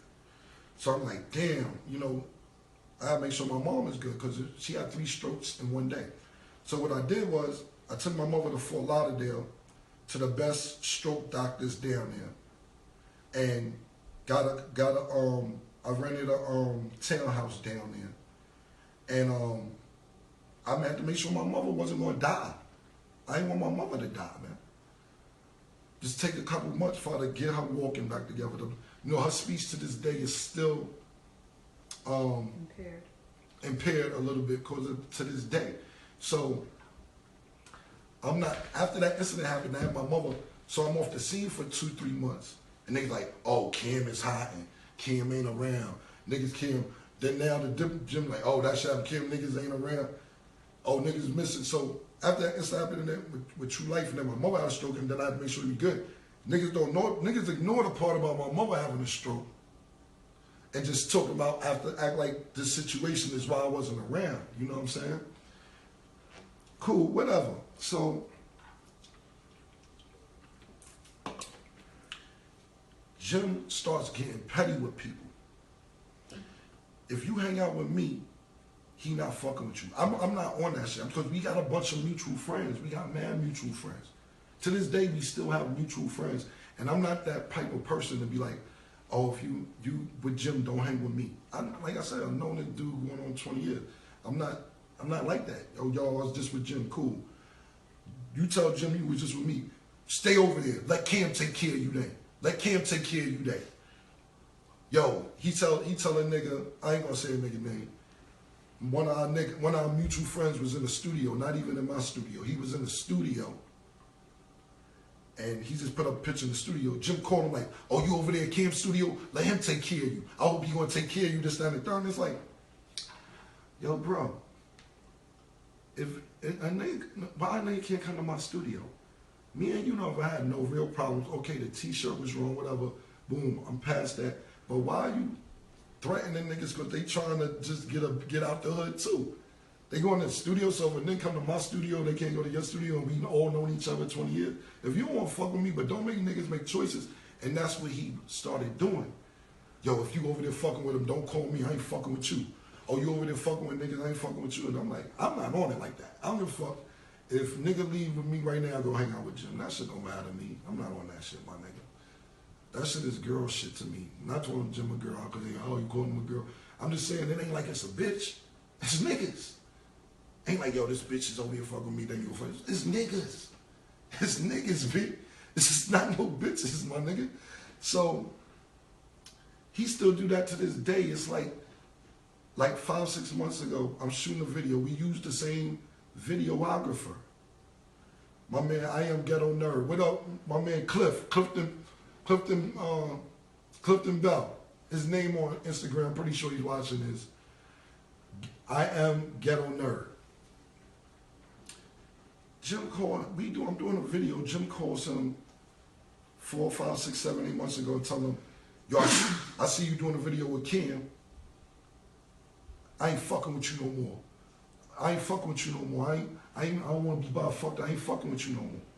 And then nigga like, Jim, so cause you know I'm a very professional businessman. He said, Jim, let me ask you a question. If Cam gets booked in a club this week and they book you next week, you not gonna go to the club because Cam was booked there?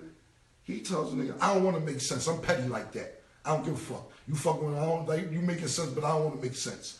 And niggas is like, yo, bro, I don't know what your anger about is. You niggas like, cause you know, niggas be like, oh man, why you gotta pick a side? And it don't make no sense. Cause it ain't deep like that. Ain't nobody got no fights. Me and them ain't no fight, ain't no shootouts, no none of that shit. So basically, that's how the fallout happened. Because even the shit that happened with True Life in the Street, cool, whatever. But when you go on the radio and say I'm on punishment, it's crazy. You know, I go on and do a scene for Love and Hip Hop. I just came from me and I had some khakis and shoes on. He get on Twitter, niggas wearing khakis and shoes. Everything becomes public when this dude got my phone number. That's all I'm saying. Like even all this shit leading up to this, you have my phone number. You can call me, my nigga. This shit don't gotta be publicized. Basically, what happened is this, and I'm just being my opinion. I could be totally wrong. He signed to Rock Nation, right? And a lot of people was hating, like, oh, you a dick rider, you a sucker, how you gonna sign to Rock Nation, this, that, and third.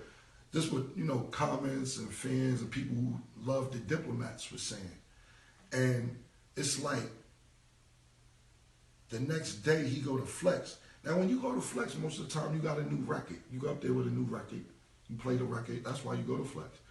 I think he went to Flex, or Flex called him to justify him signing the Rock Nation. That was justification. Like, oh, I'm getting a lot of backlash, I signed the Rock Nation, so let me go make up this fucking story about how Ken robbed me, and I got a new lawyer, and he ain't giving none of us our money, and I have $1,500 in my pocket, and I fought everybody for the Diplomat to just justify him signing the Rock Nation when you should be like me. Only reason I did this shit tonight, and I still got more to tell. I'm gonna get into America's Most Wanted, the Rucker fight, all that shit.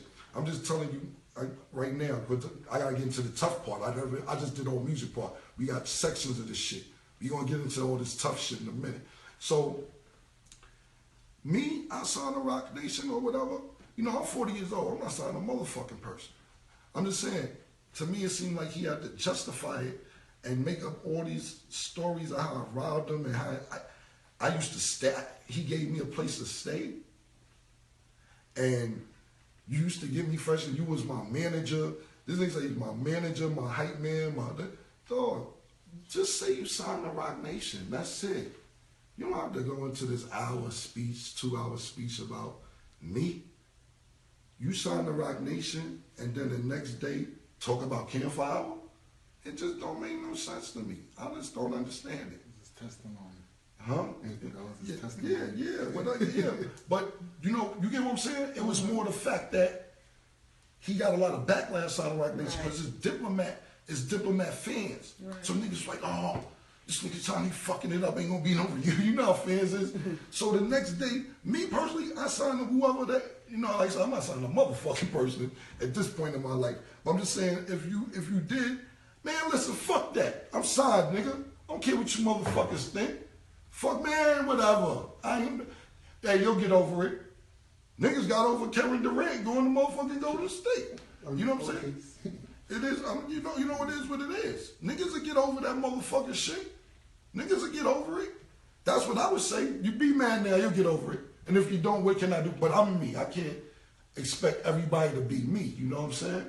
So I just didn't understand the timing of it. You sign a Rock Nation, the next day it's an hour and 15 conversation about me.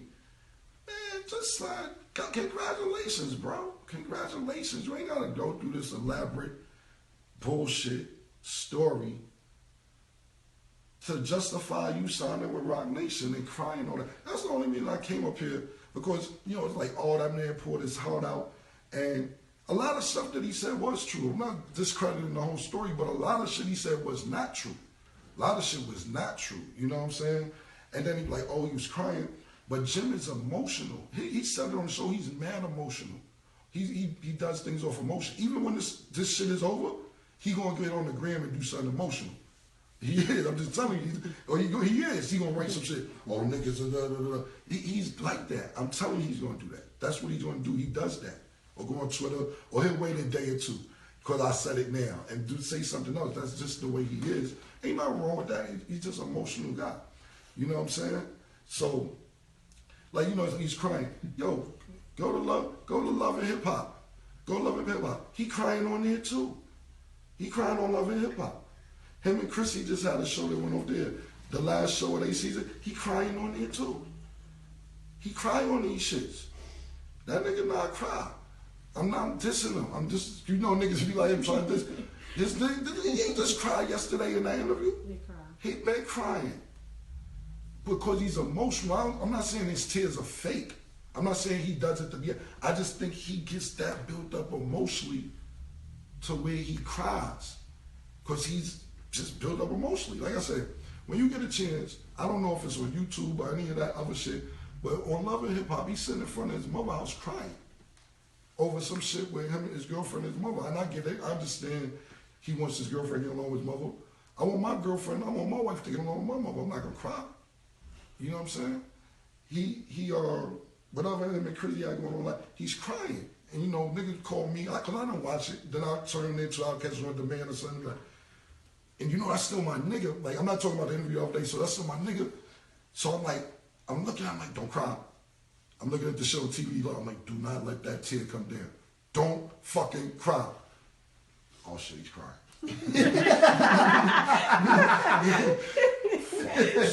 Fucking crying, man. I'll be mad about this shit. I'll be like, God damn, man. Hold that shit in, man. You know what I'm saying? So when a lot of people seen the interview and they be like, oh, he cried. Like, Jim is emotional, he cries. And even when he mad, he cries. And so it wasn't, to me, I didn't take it like, oh, he's pointing hard. He got emotional build-up. And that was that. So now, like I said, that's basically my side of the story as far as business is concerned and how the diplomats got built and how, you know, like I said, you know, I just said this a while ago, but like I said, we all built this diplomat thing together, whether it's fucking Luca. I'm going to start shouting Luca Abrazi out more too because he played a major part. LS Collection on Instagram, LS Collection. J.R. Writer, Uncasa, Hellrell, Jim Jones, Duke the God, Joel Santana. We all built the building, but I had the land. You can't build a building without having the land, babe. So you can try to discredit me as much as you want, and that's fine with me. I'm 40, right? I want to do cool shit when I'm 40. For me, when I do music, it's for fun. It's not to pay my bills. It's not a priority. It's to put an album out because I got to. I'm good, nigga. I'm straight forever. I'm straight. I do music for fun. I'm 40. When you 40, music gotta be for fun. It's a young man's game for rappers, and it ain't too many niggas in their 40s doing it. It ain't too many Jada Kisses. It ain't too many Fabulouses. It ain't too many Jay-Z's. It ain't too many Kanye's who probably about to be 40. Niggas, it's a small group of niggas who sustain shit from their 20s over 3 decades. Kiss is on a 3-decade run. When I say 3, I don't mean 30 years. I mean 90s, 2000s, and 10s. Fab, 90s, 2000. Jay-Z. It's, you know, Eminem. If you know Eminem don't even be out whenever he want. It's, you know, when you 40, you supposed to be doing cool shit, man. This shit supposed to be for fun. This shit ain't no priority to me. I'm gonna do a couple more albums, couple more mixtapes because I just like to do it. I got trucks, I got 18-wheelers, I got car washes, I got restaurants. This is the shit that 40-year-old niggas should be doing. Cool shit. Polo roll. Whatever mirror juju this shit is. You see this chandelier right here? This is a cool shit, you know what I'm saying? Yeah, go. Juju on some chandelier shit. She got, it is a chandelier in every fucking room in this fucking house, my nigga. She did a great job decorating this crib, man. I don't even know what you call that shit over, whatever. Every room got a motherfucking chandelier in this motherfucker, man. Like, let's go chandelier shopping, baby. Like, yeah, she on my ass for getting the chandelier. I gotta get a chandelier. I'm supposed to do the new room over there. It's like, I like doing shit like that. Yo, let's go chandelier shopping. Let's go furnish, like, cool shit. Like, let's go, yeah, shit like this. You know what I'm saying? But the whole point is, when you 40, you shouldn't be out here arguing and beefing unless you got to. Don't get me wrong, sometimes lessons not learned in blood are quickly forgotten. So you gotta beat a nigga ass once in a while, but like, just always wanna fight and beef when you 40? Nah, man, not me. And trust me, if a problem come on with it, I ain't got no problem. That's why I make one call to one person, and he know the one person I'm talking about, know who I'm talking about. My man Tight, my man lived down here in Orlando with me, but he from the Bronx. I make one call, that's all I gotta call. I gotta call 100 niggas. I ain't gotta do all that. Even though I got 100 friends. I can call 100 niggas. My niggas on fire. I call all my niggas if I need to, because they gonna be there and I'm gonna look out. But I'm not into that. I wanna do cool shit at 40 years old.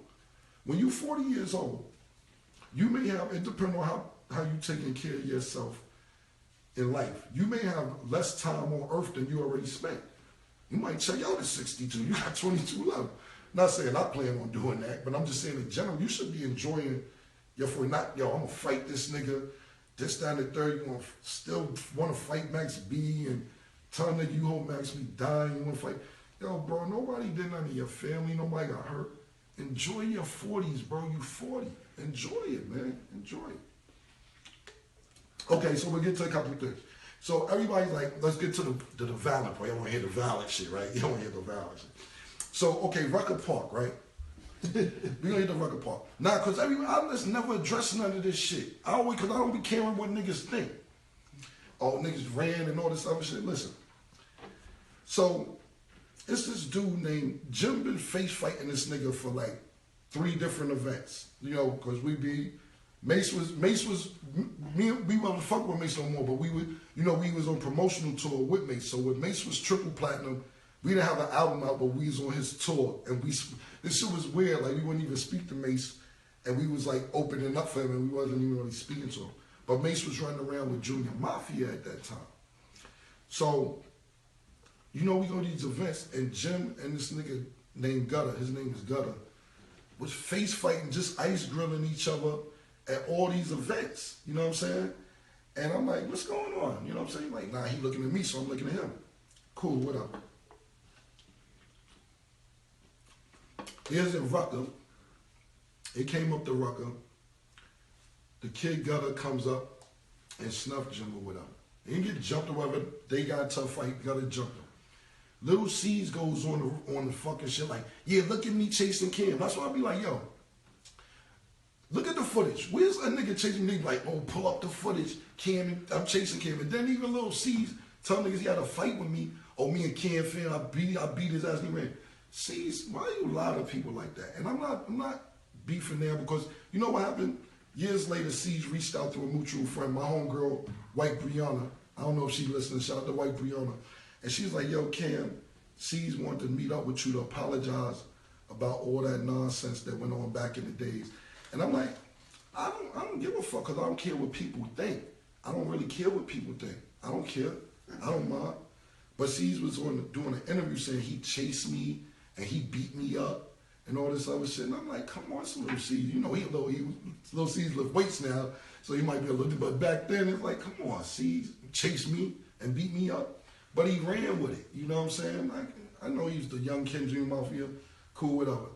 That shit never happened, bro. Jim and Gutter was face fighting. Lil C's ain't never have no fight with me or chase me a motherfucking place. Period.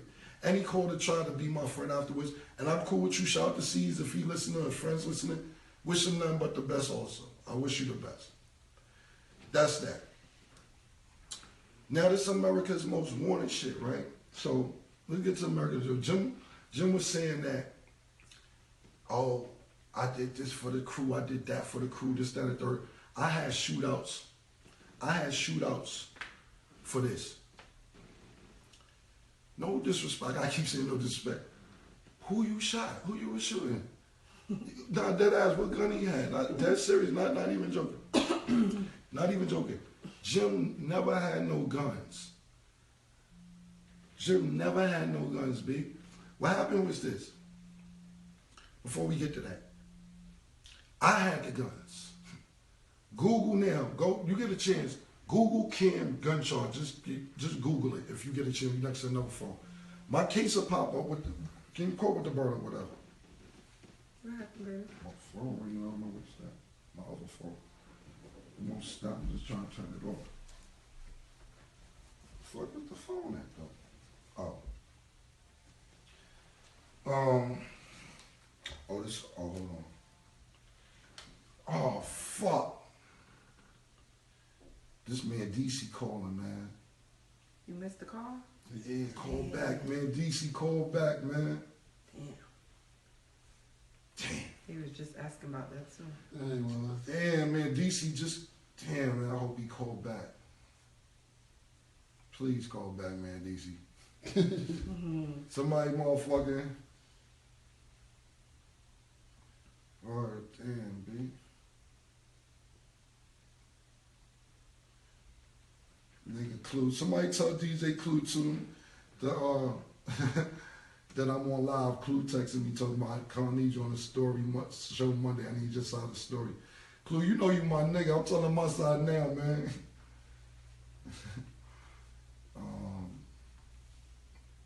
Cool. Let me see. I got a lot of time. Niggas, I got my phone and my backup computer. Nate, what up, boy? What's good? Damn, my whole man DC fucking called back. Debo, what up, boy? What's good? Tiff want a shout out. Fine, Tiff to get shot. Niggas out here. Let me see. There's too many texts. nigga said, is that an iPhone 4? It's a 4, yeah, I got the 4. I keep it old school, man. It's a 4.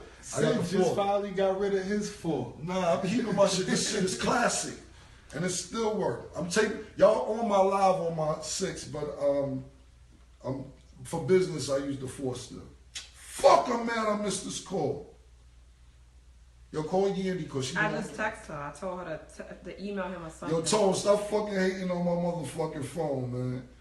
Tone from Cali, what up, nigga? Yeah, I did, PT. Yeah, I did. Hey, yo. Yeah, I did. So, yo, my bad. I just looked at my phone. Shout out to 40 Cal, too. 40 Cal was part of this whole shit, too. He came late, though. He came a little late. I put 40 on, but shout out to 40 Cal. So, anyway, so cool. Let me get back to this story, man, because I want to wrap this shit up soon. But I'm not going to rush it. I'm not going to skip nothing. Google Camron gun charge. Or Camron gun, whatever. I caught with the hammer because I went around with the hammers. You know what I'm saying? So I caught a case, and I didn't know if I was going to go to jail or get probation because that time the law in New York was you could get 8 months jail time. You get a year jail time when you got to do 8 months, or you could get probation. So I was going for probation. So, at this time, we went around beefing with Nas and his niggas, and a little beef with these niggas or whatever. So I kept a little joint on me. Because I was like, nigga ain't gonna catch me slipping. So I caught a case with that joint. So then, I'm out on bail or whatever, so I gotta go, whatever I end up getting, a year of probation, whatever the judge decided. So I see Jim got a gun. I said, Jim, get rid of the fucking gun. You don't need a gun. We both don't need cases because who gonna run the company if I gotta go to jail? He's like, yeah, you're right, Flea. But he wasn't never carrying no gun. But Jim is good at, though, is recruiting people who's tough. Jim know how to recruit some tough ass Yandy niggas. said she emailed him. I don't know what this is. Just pick up. I don't know. Yo. Who this? Yo, what up? You on the phone with me? Alright, bet. Alright, say no more. Alright, bet, bro. It's my boy Sack. Said, man, DC gonna call back in he gonna call back in 15 minutes. So so I'm like, yo, I'm gonna turn the Just phone leave it off. out, baby. So if he call you, can But it's annoying. Oh, here you go. It might be him. Yeah. You have a personal call. You will not be charged for this call. This call is from an inmate at federal prison. This call is being recorded and is subject to monitoring. Hang up to decline the call. This man DC calling in from jail. If you wish to block any future calls of this nature, dial 7 now. To decline this call, hang up. What I need to push? Shit, I ain't here. I think is it 5? Oh shit. Hello? Let me call you, Yandy. Oh my I god. don't want to push the wrong fucking button. I want to. Yandy, woke Yandy. For this call. This call is from D.C. Harris. An inmate at a federal prison. This call is being recorded and is subject What we to monitoring. Shh. Hang up to decline the call. 5. Dial 5 now. 5. Yandy said 5. Yo, what up, bro? Shit, we live right now. You got niggas listening in. I had to go live real quick. You alright? I miss you, nigga. I miss you too, bro. I miss you too. Yo, listen, first I want to say thank you for holding down. But you ain't told me what you tried to get with me and DC get him to live with you, man. So, man, that shit touched my heart, man. I want to say it. I appreciate that, bro. And I love you for that, man. Like, you don't even know how much that means. Nah, you already know, bro. Everybody ain't, we all end up in different situations, but if I'm able to do for one of my brothers, that ain't about nothing. And if it need to be like that ever again or tomorrow, it's the same situation, man. Your son is my son too, man. I love that nigga. Oh, man, that's what's up. Yo, I'm hearing a lot of crazy things going on out there. Killer, what the hell is the deal? So right now, listen, we live on Instagram. It's probably 100,000 niggas listening, but you on speakerphone. So basically, you call kind of a good time because we was talking about all the beefs or whatever. So I was explaining, I'm gonna let you give the people your perception on you and Jim Jones' relationship. I mean, like, we ain't really never have a relationship. You know what I'm saying? Like, he's just like a funny style nigga. Like, so, I kind of fell back from him. Plus, at the end of the day, When you say, not to cut you off, when you say fell back from him, you used to hang out with him. Just tell me what you mean when you say fell back. I ain't never hang out with him. Like, Max B told me he wanted to meet me, and when Max B told me like, yo, he wanted to meet you, come to Miami with him, and whatever the case may be. So I'm figuring, what he want to meet me for? Maybe he want to make some money or something. So when I found out he just wanted to hang out, I was like, nah, that ain't really my speed. I don't hang out like that. Then I met Yan when I went to Miami. She told me she don't mess with Jim Jones' friends, and that basically ended our relationship right there. Right. So how did you and him get into an altercation? Like, how did y'all two start beefing? Well, it wasn't really a beef because it was like really one side, Right. I was the aggressor.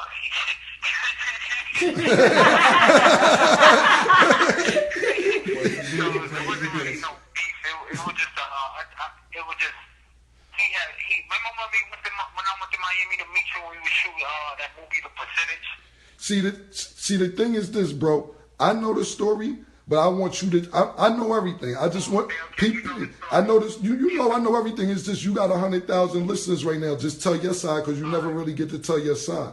So I went to Miami to meet you to shoot the movie Percentage, and while we down there, they did Miami filming Love and Hip Hop, and while they filming Love and Hip Hop, Chrissy and Yandy got into it, and when they got into it, Chrissy called Jim, and Yandy not knowing, Jim let Chrissy with a whole bunch of girls and niggas to jump her, and you know, so they was all in front of me, Freaky Zeke, Yandy, Jim Bellamy, and I'm getting a phone call like, yo, tell Yandy don't go back to the hotel. They all in front of her hotel looking to jump her. So I go over there by myself. Matter of fact, Zeke go over there, you know, and I'm like, nah, you know, ain't nobody gonna fight. If you wanna fight, we fight back in New York, you know, on your front lawn or whatever. But I was trying to diffuse the situation to make sure it was. Hello? Yeah, we hear you. Oh, I thought they hung up on me. So I was trying to diffuse the situation. So long story short, nothing happened, which was cool. We came back to New York. He said he wanted to squash it and make sure that nothing came out of Miami. And then when he came over there to my projects, which the stupid nigga didn't even know that was my projects. He just thought This call is from a federal prison. Hold on, man. Let me just catch everybody up to speed. So basically, Jim and Mandisi had words over Chrissy and Yandy, and basically they was gonna squash it in New York. So Jim goes to Mandisi's projects to go meet him. That's where Mandisi's at in this story right now. right. So when I got over there, he was talking calm at first, and then he just started getting loud. And then when he got loud, it was it. It was over for him. Next thing you know, he was crying and crawling underneath the car and begging to please leave him alone. And then he called Miss Info and told her it was a boxed out robbery. And I was like, robbery? Nobody takes nothing from him. He just ran and jumped on the back of a motorcycle and left his car there, and his pants was falling. He was falling and tripping, and you know, I didn't know he could run that fast.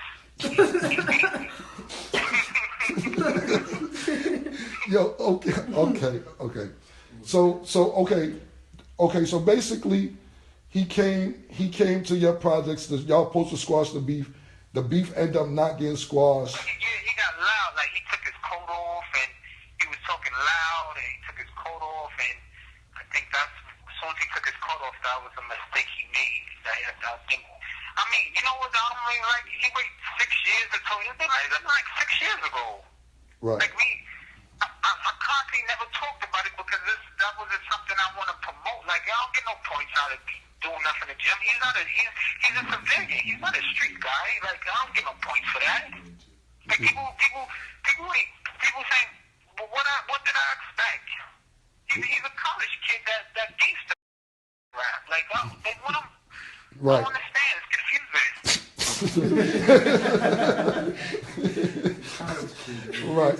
Right. So y'all got into that altercation. He got on the back of a motorcycle, whatever. After that happened, okay, so now you and him get into this altercation. Whatever happened, whoever won, you won or he won, whatever. Y'all got beef now. Y'all two niggas got beef after this situation. No, listen, there's no beef. He squashed it. No. Listen, no, man, DC, listen. What I'm saying is, I'm telling you story by story. I'm telling step by step. After y'all got into this altercation, what happened the next day or week or whatever? Everybody call my phone and leave him alone and squash it. Like, he ain't got no problems. And, I mean, I was okay with it. I just said, you know, I thought he learned his lesson. I didn't think I need to go any further. Right. So, how did y'all end up squashing the beef with y'all two? He basically sent, I don't know, rest in peace, Eric Vaughn, Zeb, and a whole bunch of people, and then beef on the strength of, my man D from Rough Riders, he like basically talked to them and was just like, I respect D so much, so I took his word. I wouldn't really speak to nobody else, but once my man D comes to me, I was like, I'll leave him alone. I won't bother him no more. I'm sorry. Right. So that's how the beef got squashed with y'all two. Right. Did y'all actually ever meet up to squash the beef, or that was just off the strength No, of? that was it. We never met. Next time I seen him, I was in a mall in the True Religion store. Me and my cousin Dollar, and he just happened to be out there. Next thing you know, he ran out the mall. I ran out the store. Be like, again, why is he always running? All right.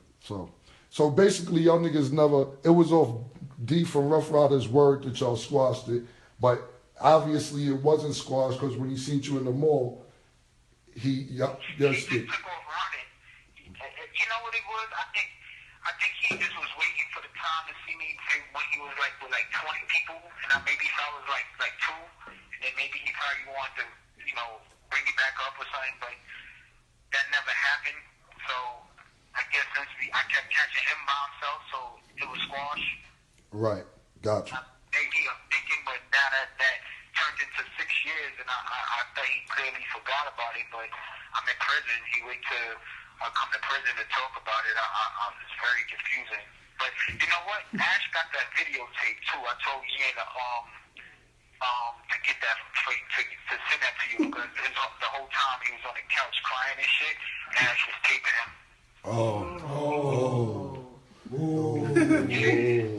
So when him and Ash, he got that tape. So tell Ash I got a couple hours for him to go see. I already told him to see the tape.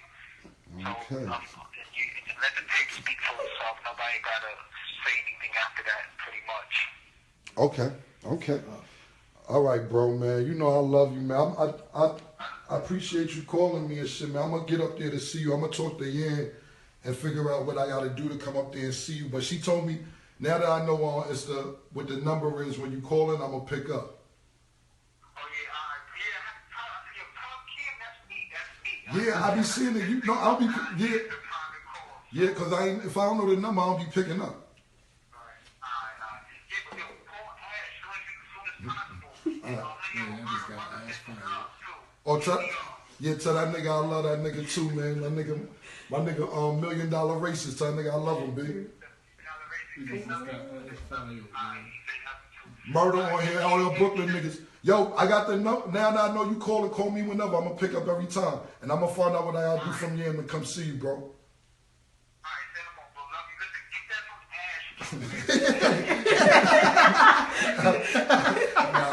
Bro, I'm on it. I promise I'm on it. I promise. Nigga gonna get Ash fired. Like, I love you, bro. All right. Ash gonna get fired, sir. So, damn, I ain't know nigga. Niggas got videos. Yeah, that's kind of damn, that shit threw me off a little bit. Shit. So sorry about this. This nigga's you a sucker, man. This nigga's the street is a sucker, man. So he said they got the videotape of that shit. I ain't know niggas tape that shit. Where I was at? So basically, we had man DC calling because, that was my problem also when before man DC went in. Him and man DC got to this altercation. Maybe just in case you didn't hear man DC, they got to an altercation in Miami. They're supposed to come squash it in New York. Jim comes to man DC's projects to squash it, but they end up arguing it. I'm not gonna go into the details, but it escalated after that because they end up not squashing it. So D from Rough Riders is supposed to squash it between them two. So after that, it's supposed to be no beef. So, cool. I wasn't taking no rights. Like by this time, back to the story. By this time, me and Jim